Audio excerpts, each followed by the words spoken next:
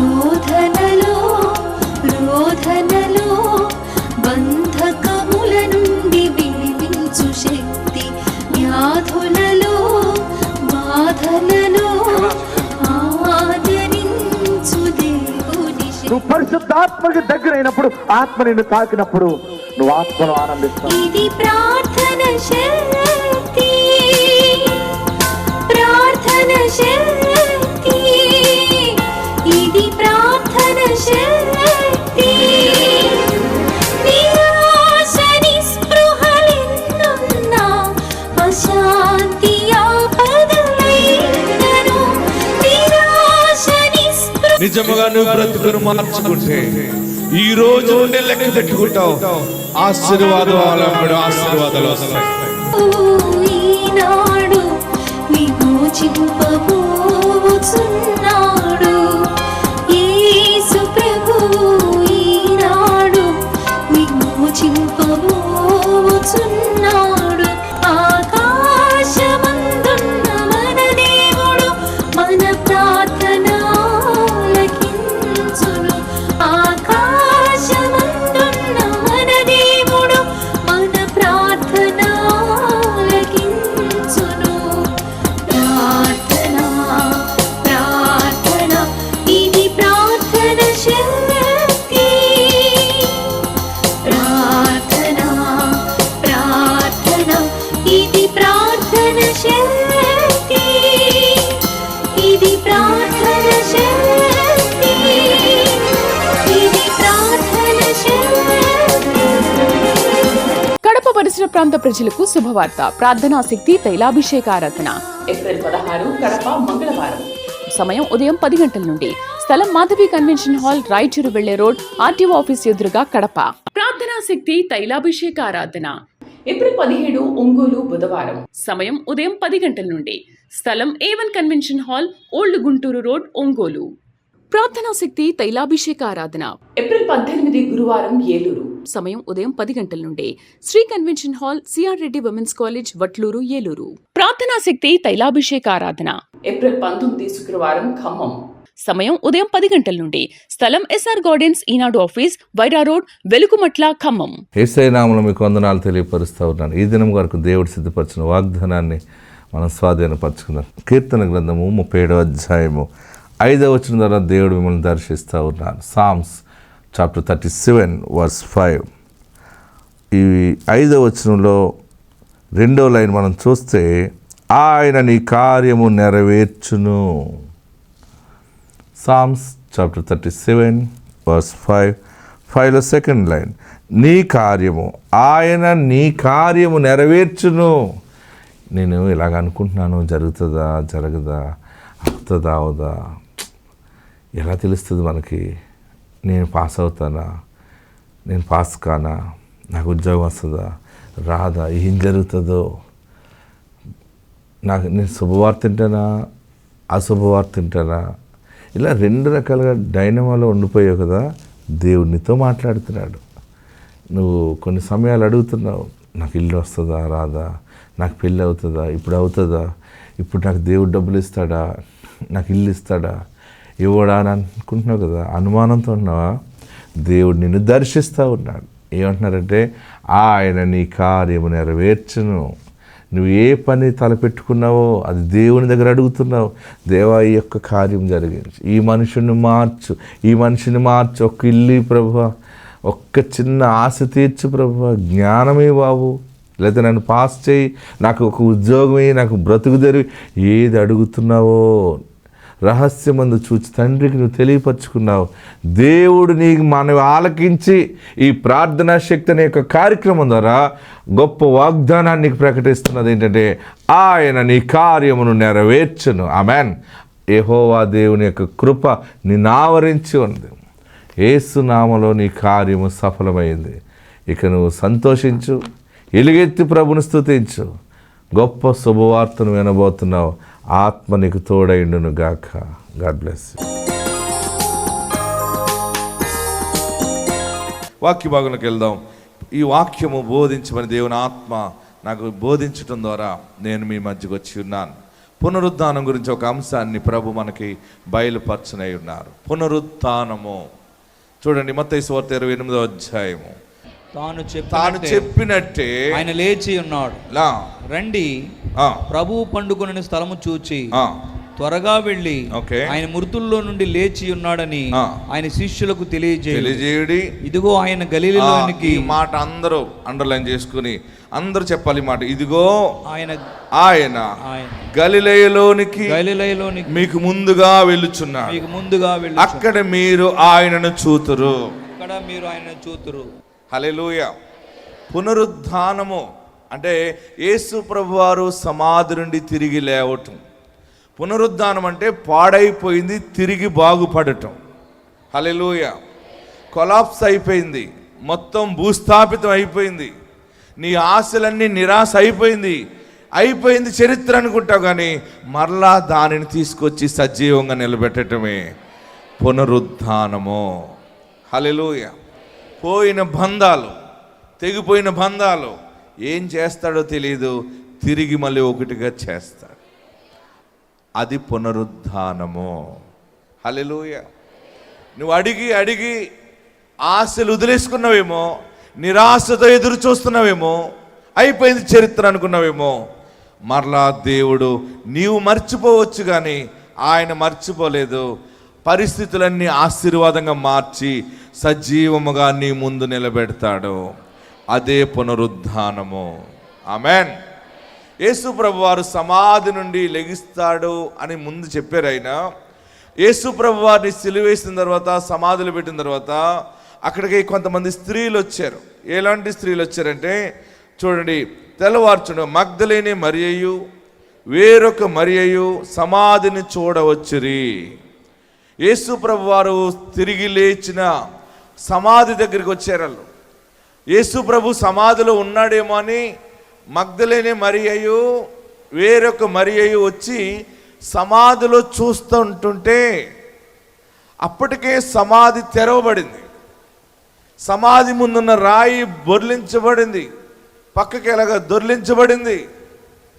ఆ దొర్లించబడిన రాయి మీద దేవుని దూత కూర్చుని, ఓ అమ్మలక్కలారా, మీరు వచ్చారు, బాగానే ఉంది, మీరు సమాధిలో చూడటానికి వచ్చారు కదా, మీరు సిలువ వేయబడిన యేసును చూడటానికి వచ్చారు కదా, ఆయన ఇక్కడ లేడు. ఏమంటుంది దూత? ఆయన ఇక్కడ లేడు, మీరు చూడటానికి వచ్చారు నాకు తెలుసు. మీరు ఇప్పుడు ఏం చేయాలంటే, మీకు ముందుగా ఆయన గలిలయలోకి వెళ్ళిపోయాడు, మీరు ఆయనను అక్కడికి వెళ్తే చూస్తారు. ఆమెన్. హల్లెలూయా. గట్టిగా హల్లెలూయా చెప్పండి. నేను యేసు ప్రభు సమాధి దగ్గరికి వెళ్ళాను. యేసు ప్రభు సమాధి చుట్టూ ఉన్న పరిస్థితులు చూశాను. ఇప్పటికీ ఈ రోజుకి ఆ సమాధి తెరవబడి ఉన్నది. హల్లెలూయా. ఆ దొర్లించిన రాయి అక్కడ లేదు, కానీ సమాధి మాత్రం ఖాళీగా ఉంది. నేను ఇప్పటికే దానిని ముమ్మారు దర్శించాను. 3 సమయాలు ఇజ్రాయెల్ దేశం వెళ్ళాను. ఇజ్రాయెల్ దేశం వెళ్ళి కొంత రీసెర్చ్ చేశాను. అసలు ఏంటి ఈ వాతావరణాన్ని చూస్తే, చరిత్రలో ప్రపంచంలోనే అధికారపూర్వకంగా చరిత్ర ఆధారాలతోటి తెరవబడిన సమాధి, 3వ దినాన్న తిరిగి లేచిన యేసు సమాధి ఈరోజు ప్రపంచంలో కనపడుతూ ఉంది ఒక్కటే. మిగిలిన దానికి కట్టుకథలు ఉన్నాయి, కానీ ఆయన లేవకముందు చనిపోయిన లాజర్ను లేపాడు. ఆయన ఎవరిని లేపాడు?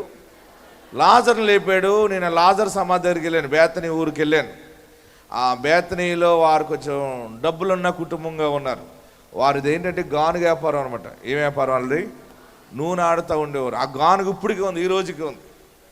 ఆ సమాధి ఆ ఇంటికి దగ్గరలోనే ఉంది.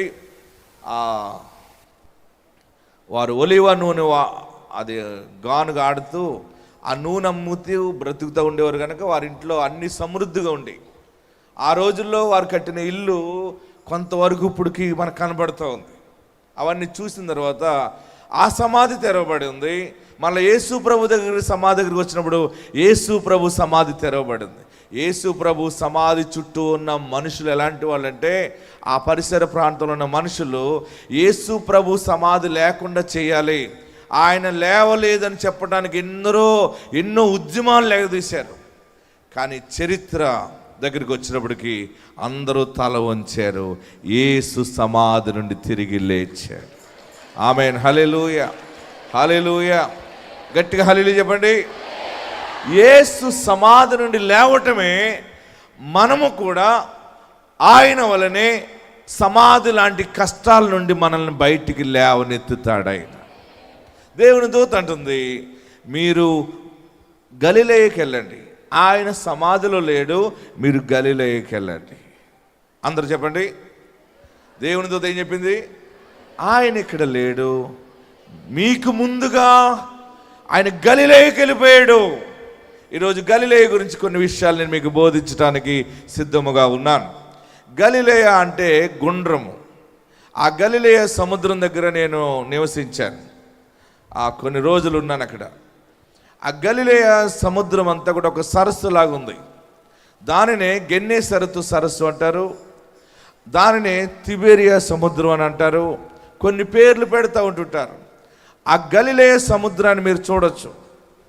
ఈ గలిలయ సముద్రంలోకి ఎందుకు వచ్చాడు ఈయన ఏంటి అంటే, యేసు ప్రభువారు పాడైపోయినటువంటి సీమోను జీవితంలో చేపలు బహుగా కలిగే ఆశీర్వాదము గలిలయలోనే దేవుడిచ్చాడు. ఆమెన్. గలిలయ అంటే బిజినెస్ పాయింట్. బాగా నోట్ చేసుకోండి. గలిలయ యొక్క ఆశీర్వాదంలో మొట్టమొదటిది వ్యాపార కేంద్రము. ఏ కేంద్రం అది? గట్టిగా చెప్పండి. సీమోను పేతురు, లోకసువార్త 5వ అధ్యాయం 1వ వచనం చూస్తే, సీమోను అనబడిన వాడు రాత్రంతా కూడా ఆ సరస్సులో వేటాడుతూ ఉన్నాడు. ఆ గలిలే సముద్రం యొక్క పొడవు 22 కిలోమీటర్లు. ఎన్ని కిలోమీటర్లు? గట్టిగా చెప్పండి. ఆ సరస్సు చుట్టూ నేను తిరిగాను కనుక చెప్తున్నాను. 22 కిలోమీటర్లు పొడవు ఉంది, 11 కిలోమీటర్లు వెడల్పు ఉంది. అది రోమీయులు పాలించినప్పటి నుంచి కూడా ఆ దేశంలో, ఆ ప్రాంతంలో చాలా అద్భుతమైన చేపలు ఇందులో దొరుకుతాయి, చాలా టేస్ట్గా ఉంటాయి. ఈ చేపలు రోముకి ఏకంగా ఎక్స్పోర్ట్ చేస్తూ ఉండేవారు. యేసు ప్రభు వారు సమాధి నుండి లేచిన వెంటనే గలిలయకి వెళ్ళారని దేవుని దూత చెప్తుంది. గలిలయలో మీరు ఆయన చూస్తారని చెప్తా ఉంది. అంటే దేవుని యొక్క ఆశీర్వాద వాగ్దాన వాక్యం ఏంటంటే, మీరు ఇక్కను సమాధిలో చూడకండి, దేవుడు మీ పట్ల పునరుద్ధాన వ్యాపార ద్వారాలు దేవుడు తెరిచాడు. మీరు అద్భుతమైన వ్యాపారాలు చేయబోతా ఉన్నారు. మీ చిన్న స్థితిని దేవుడు ఆశీర్వదించబోతా ఉన్నారు. ఆ సరస్సులో సీమోను రాత్రి తెల్లవార్లు వల వేస్తూనే ఉన్నాడు. ఒక్క చేప కూడా పడలేదు. చేప కూడా పడబోతే యేసుప్రభు వారు అన్నారు, ఏ సీమోను ఏం పడలేదు అన్నాడు. ఏం పడలేదండి, ఏమి లేవండి ఇక్కడ అన్నాడు. ఓకే, నీ వల ఇక్కడే నేను చెప్తున్నాను అన్నాడు. యేసు ప్రభు చెప్పిన చోట సీమోను వల వేశాడు. ఆ వల లాగలేకపోయాడు. నీ మాట చొప్పున నీ మాట చొప్పున నేను వల వేస్తున్నాను అని చెప్పినప్పుడు వల వేసిన దాకుండా అది రావట్లేదు, అది చిక్కడిపోయింది. అటు ఇటు చూస్తున్నాడు. అప్పటికే ముందు వలలు కడుక్కుంటున్నాడు. ఏం బాధలో ఉన్నాడో, ఏమి రాకపోతే ముందు ఎవరికి సమాధానం చెప్పాలని ఏడుస్తారు తెలుసా? చాలామంది మగవాళ్ళు భార్యకి ఏం సమాధానం చెప్పాలని ఏడుస్తారు. నా బ్రతుకంతలాగా అయిపోయింది, తెల్లవార్లు ఎంతో కష్టపడ్డాను, ఒక్క చేప కూడా పడలేదని ఏడుస్తూ వలలు కడుక్కుంటే యేసు ప్రభు వారు దర్శనం ఇచ్చారు. సీమోను ఏం పడలేదండి అన్నాడు. అయితే అక్కడే అన్నాడు యేసు ప్రభు, రాత్రంతయు మేము ప్రయాసపడితేము గాని. చూడండి, అంటున్నాడు రాత్రంతా మేము ప్రయాసపడ్డాము, మాకేమీ దొరకలేదు, అయినను నీ మాట చప్పున వేస్తున్నాను అన్నాడు. వేస్తే ఆ వల రావట్లేదు, లాగలేకపోతున్నాడు. ఆయనకి 4 చేపలు 5 చేపలు 10 చేపలు లాగటమే పెద్ద గొప్ప. ఆయనకి ఒక్కసారి 153 చేపలు పడిపోయినాయి. అందులో ఎన్ని పడ్డాయి? 150. అందరు చెప్పాలి. అయ్యో మామూలు చేపలు, గొరకలు కాదు, చిన్న చిన్న కొరమేలు కూడా కాదవి, చాలా పెద్ద పెద్ద చేపలు పడ్డాయి. వల లాగితే గట్టిగా ఈ సీమోను వెళ్ళి చేపల మీద పడతాడేమో అంటే ఆయన లాగలేకపోయాడు. వెంటనే మనసులో అన్నాడు, అసలే పరిస్థితి బాగోలేదు, దరిద్రంగా ఉంది, ఈ వల కూడా తెగిపోతుంది, ఏ రాయికో తగిలేసి ఉంటుంది, ఇది లేకపోతే ఏ చెట్టు మోడుకో తగిలేసింది అని బాధలో ఆ పక్కనున్న వాడిని పిలుస్తున్నాడు. ఆ చేపలు పట్టేవాళ్ళు వాళ్ళందరూ వచ్చారు.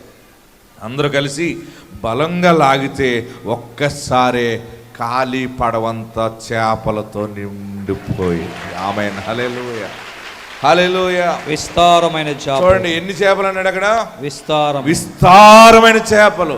ఇంకా సీమోను నేల మీద నట్టలేదు, గొంతులేసేస్తున్నాడు.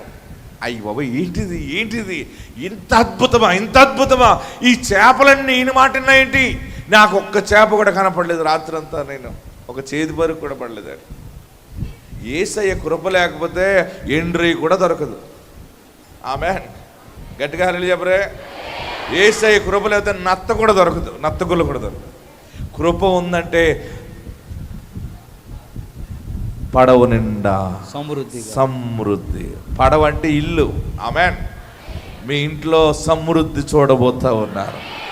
మీరు ఇక సమాధిలో చూడకండి.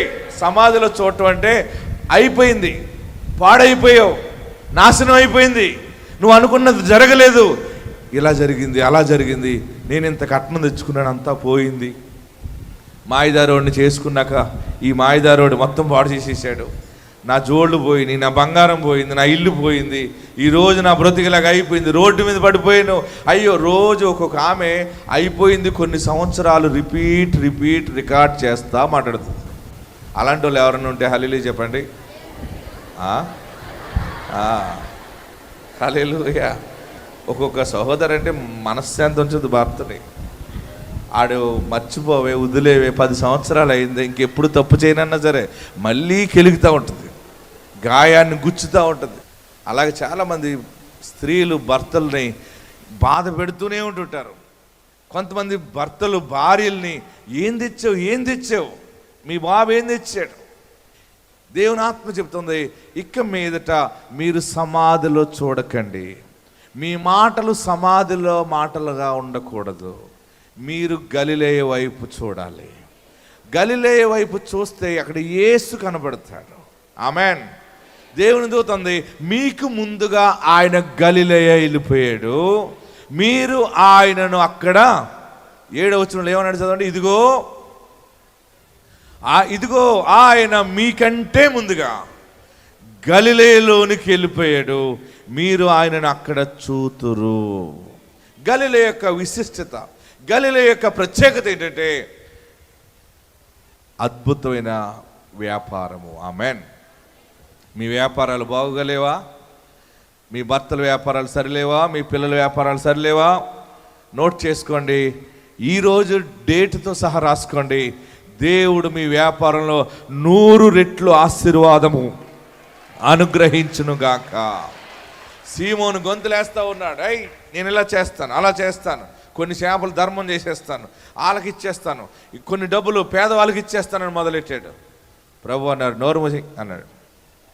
ఏమండి అన్నాడు, ముందు నువ్వు స్థిరపడు. ఏమన్నాడు దేవుడు? ముందు నువ్వు స్థిరపడి అనేక మందిని స్థిరపరచు. అంటే దరిద్రం ఎత్తిపోయినప్పుడు ఫస్ట్ నీవు స్థిరపడాలి దేవుడిచ్చిన డబ్బులతోటి.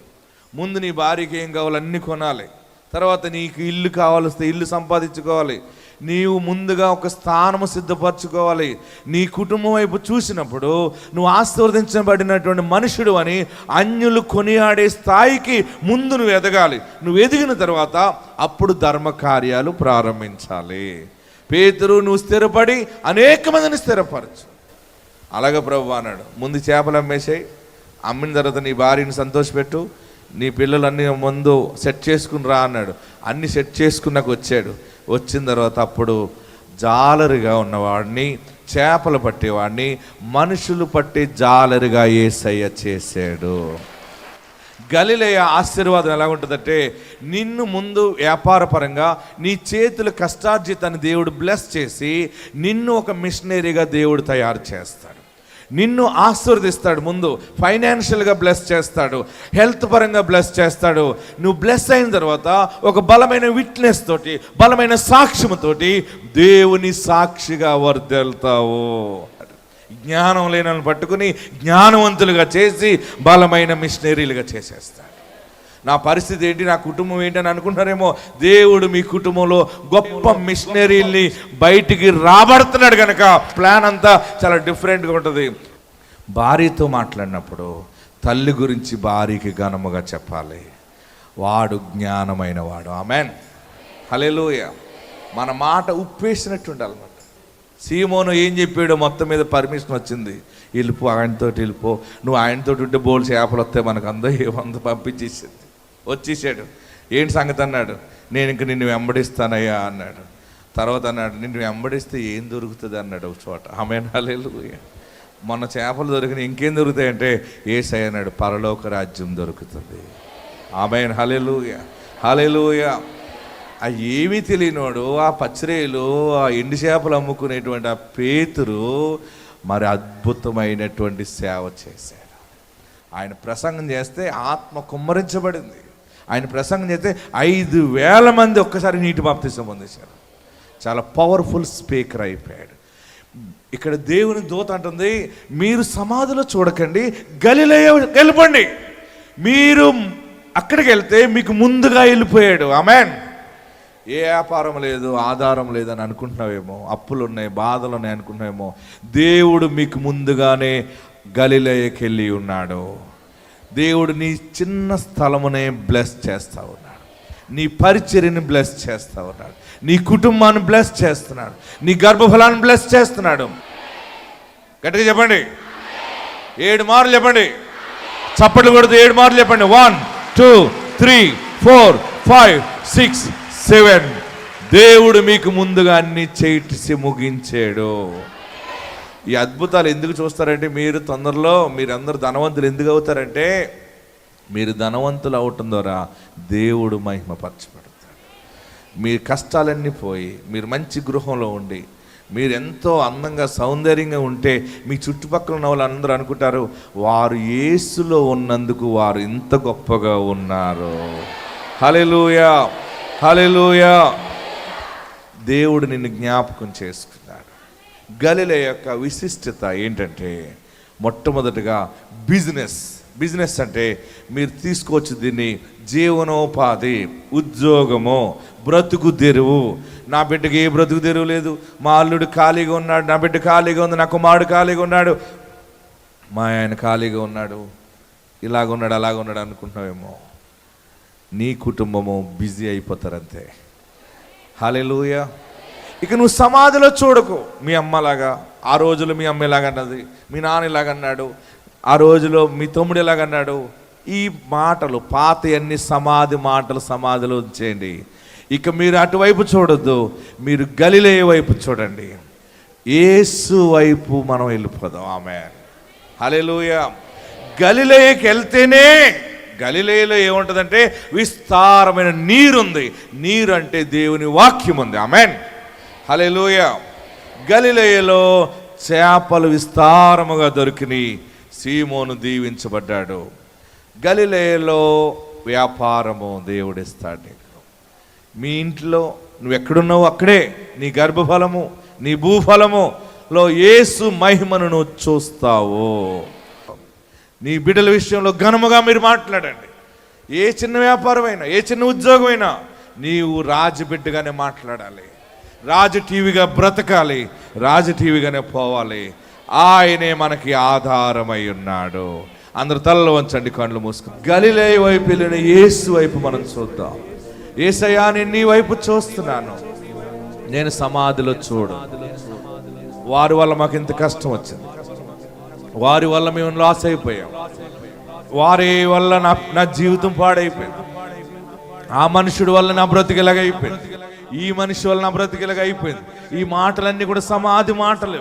సమాధిలోనే చూస్తున్నావు. గర్భఫలం రాలేదు, బలవంతుడు కాడు, బలహీనుడు, నేను బలవంతురాలని కాదు, నేను శాపగ్రస్తురాలని, నేను శని, నేను దరిద్రం అని అనుకోవద్దు. ఇవి నీవు బ్రేక్ చేసేయి. దేవుడు ఒక మహిమ గల గలిలయలో మహిమను చూపిస్తా ఉన్నాడు. దేవుడు నీకు అన్ని దాచిపెట్టాడు. నీకు ఆధారం లేకుండా నువ్వు నడుస్తావు. నీకు ఏ బేస్ ఉండదు, కానీ ఆత్మ ద్వారా ఆ సమయానికి ఇన్స్టెంటివ్గా ఒక మిరకల్ దేవుడు చేస్తాడు. ప్రతి దినము ఒక ఆశీర్వాదంగా అడుగు పెడతావు. ఆధారం లేని చోటే నిలబడ్డావు నువ్వు. నిన్ను నమ్మిన వారికి ఏ ఆధారము లేకపోయినా నడిపిస్తావు. నా పాపాలు క్షమించండి, నా పాపాలు క్షమించండి, నన్ను పరిశుద్ధపరచండి, నన్ను పవిత్రపరచండి. నిన్ను రక్షకుడుగా అంగీకరిస్తున్నాను, నిన్ను దేవుడిగా అంగీకరిస్తున్నాను. నేను నిన్ను బిలీవ్ చేస్తున్నాను, నేను నిన్ను నమ్ముతున్నాను, నేను నీ యందు విశ్వాసం ఉంచుతున్నాను. నన్ను సిగ్గుపరచవు బాబు. హల్లెలూయా, హల్లెలూయా. నువ్వు గర్భం ధరిస్తావు, జ్ఞానముగా మాట్లాడుతావు, పెద్ద పెద్ద వ్యాపారము ప్రారంభిస్తావు, మార్గములు సరళమవుతాయి, డోర్స్ ఓపెన్ అవుతాయి.